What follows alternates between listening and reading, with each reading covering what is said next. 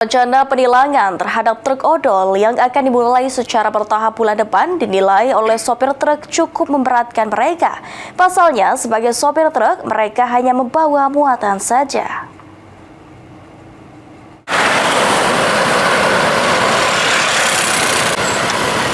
Program Zero Odol kembali digaungkan oleh pemerintah bersama kepolisian.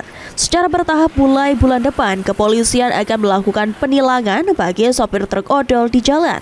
Adanya rencana tersebut disikapi oleh sopir truk odol di Palembang, Roni. Salah satu sopir truk mengungkapkan jika penerapan penilangan tidak disetujuinya, karena hal itu akan memberatkan dirinya sebagai sopir truk.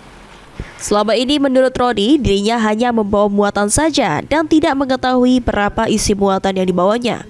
Dan upah yang diterima juga sesuai dengan jumlah angkutan yang dibawa. Tidak setuju lah, gitu kan istilahnya mau model peti kemas kan memang muatannya dari sanonya, kita tidak tahu isi berapa kan. Tahunya kita bawa per unit. Iya, ya tidak bisa gitu nama itu, tidak setuju lah. Rugi Pak ya? Iyalah, pasti rugi. Sementara itu, Ketua DPD Aprindo Sumatera Selatan meminta adanya solusi untuk mengatasi masalah odol, di antaranya soal tarif yang perlu adanya penyesuaian dan solusi untuk diatasi pemerintah. Tarif itu memang harus kita sesuaikan. Artinya kan kalau tarif kan mungkin imbasnya nanti ke pemilik barang.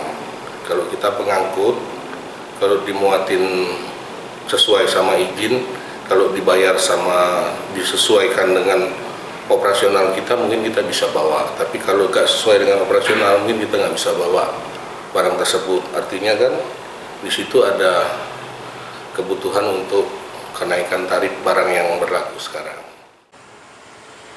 Sesuai petunjuk dan arahan pusat, Aprindo berharap adanya sistem digitalisasi di mana surat jalan truk bisa terkoneksi ke pemerintah.